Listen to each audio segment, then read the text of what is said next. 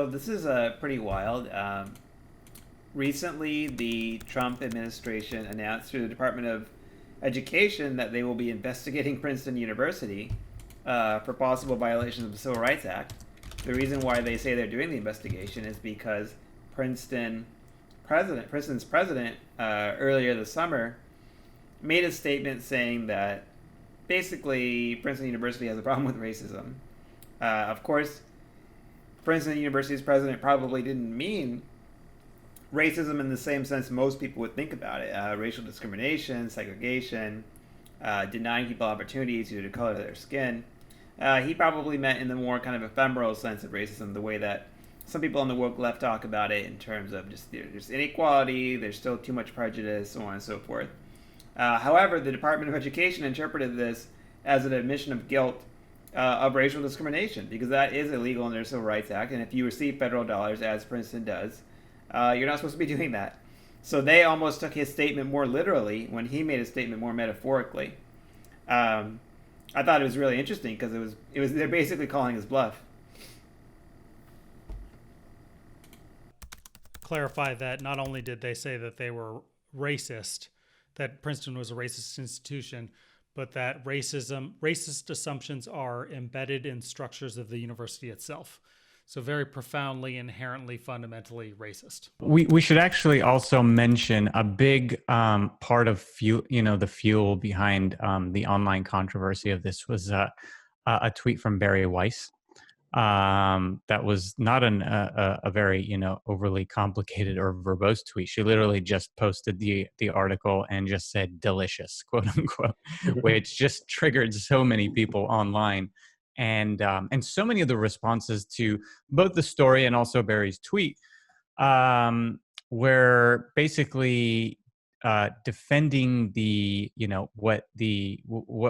or not defending, but actually opposing what Trump and Trump's administration did on the grounds that essentially they shouldn't really be taking what the university said literally, right?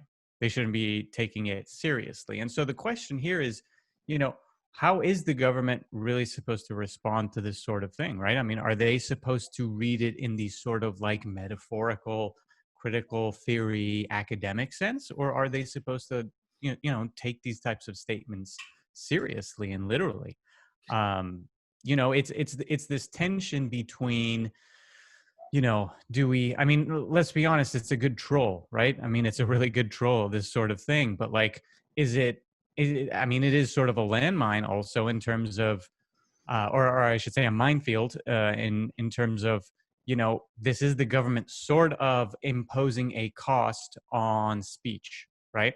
Now, it is speech that I think is, from my perspective, problematic, let's say, right? Like it's speech that's intended to sort of feed into this divisive kind of idea of, oh, there's this sort of hidden systemic racism everywhere, but we're never going to really talk about what the hell we're talking about. We're not going to actually really do anything about it because let's be honest, I mean, these universities do perpetuate inequality in very real ways, but they're trying to sort of get around that by just talking, kind of feeding into this rhetoric that's completely unaccountable rhetoric, right? It's designed to sort of not do anything about the actual problems that exist in institutions like academia, like in corporations. So yes, there should be a cost, I think, right? There should be a cost to this kind of bullshit rhetoric. Let's call it for what it is. It's bullshit rhetoric designed to not do anything about anything. It's rhetoric that's coming from elites designed to sort of absolve themselves and absolve the institutions where they derive so much power. There should be a cost to it. The question is this a good way to exact the cost? Is this a good way to impose a cost? I don't know. What do you guys think? I mean, I imagine that their investigation will be kind of for show, just because they are kind of trolling. They probably understand that Princeton University president was kind of BSing, and they called him on the BS. But I don't know. I think it is actually kind of important for heads of institutions to be precise with their language, because there could be an example of a CEO, for instance, admitting that they're discriminating against African Americans in their hiring, which is something that happens all the time, and Civil Rights Act is made for that reason. If people start stretching the definition of the word racist and using it when they're not actually racist or they're not actually doing any racial discrimination, then it's going to be very hard to do civil rights enforcement, because catching someone in the act of actually admitting it is one of the biggest ways you bring a lawsuit, right? Like, sometimes a company or a firm will discriminate, but they won't do it explicitly, and nobody admits it, so you can't really sue them, right? Like, for instance, they may not hire from a certain part of town. They'll see that address on someone's resume or something, and they won't hire them. But you can't prove it if they're not explicit about it, or if you don't have an email somewhere saying, well, we're trying not to hire African Americans, we're trying not to hire Latinos or something, right? So we kind of do have to get to a place where people, if you're running an institution like this, you do need to be careful with your language. And I think the Bullock conspiracy, Jonathan Adler at Reason made a really good point. He pointed out when there were all these lawsuits about University of Michigan affirmative action cases, that in some of the briefs in defense of the university's use of race in admissions, they claimed that this should be permissible because in the past the university did engage in outright racial discrimination against minorities. The university itself never used that argument, and the university was trying to defend their racial preference program or their affirmative action program. The reason the university itself never raised that argument is because it would have made them legally liable, right? It could have opened up all kinds of federal inquiries, so on and so forth. So in the past, traditionally, universities have tried to prevent their administrators, their president, from saying something like this, because it is a very real possibility that you're going to be hit with some kind of civil rights inquiry if you say that you're racist. And right now we have like heads of corporations, giving the book White Fragility to their staff, to their employees, and white people are standing up and saying, "I'm so racist." Like, that is actually very problematic, because civil rights investigations are based on some kind of signal or admission of guilt that you're discriminating, right? And so we do need people to be more careful with their language so that we don't, get all these false positives, right? So that we can actually find the cases where it actually is happening. And I'm not sure exactly what the Department of Education is going to do here. I mean, it may just be a show of force just to like kind of, demonstrate that Princeton was behaving in a very silly manner, or it may be more serious. I mean, it really depends on what they do now. But I do think there is a reason for like people to be very strict and honest with their definition of racism, because there is racially discriminatory hiring and practices at some businesses.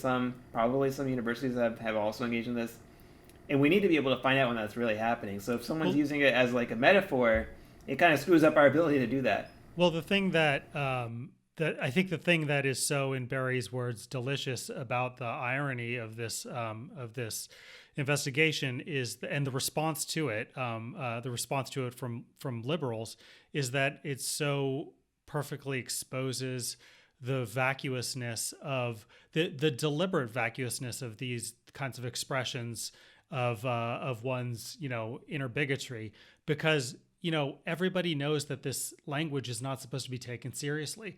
Like, it's virtue signaling. Everybody understands that, but it's sort of the rule that cannot be spoken.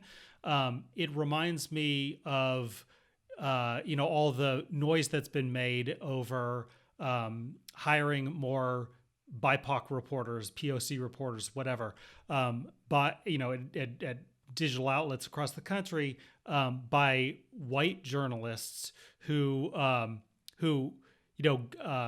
able to accrue a lot of sort of moral credit for taking the stance, but who could easily do something about it themselves by just stepping down from their own positions and insisting that they be replaced by a person of color. Like, that's a specific, a real step you could make towards addressing exactly the inequities you're complaining about. But I have yet to hear about anybody doing that, and it's not expected of them, because everybody understands, again, that this is supposed to be an expression of your moral convictions, not a literal statement. And so in this case, Princeton was, playing that game, making an expression of their moral commitments, not a literal statement, and were taken at their word by the government, and that outraged people on the left, because this stuff isn't meant to be taken literally. And if it is taken literally, then it creates all kinds of unintended consequences. When people, again, the defense against all this, the criticism against Trump and against Barry's tweet, is that, hey, you're not supposed to take them literally this way. But I mean, what they're essentially saying is that, hey, if someone's admitting a crime, you should not punish them for it. But like, of course you should. That's the way that, as Zed was just saying, I mean, that's the way the legal system sort of works, right? Is that, if you admit that your institution is operating in a racist way,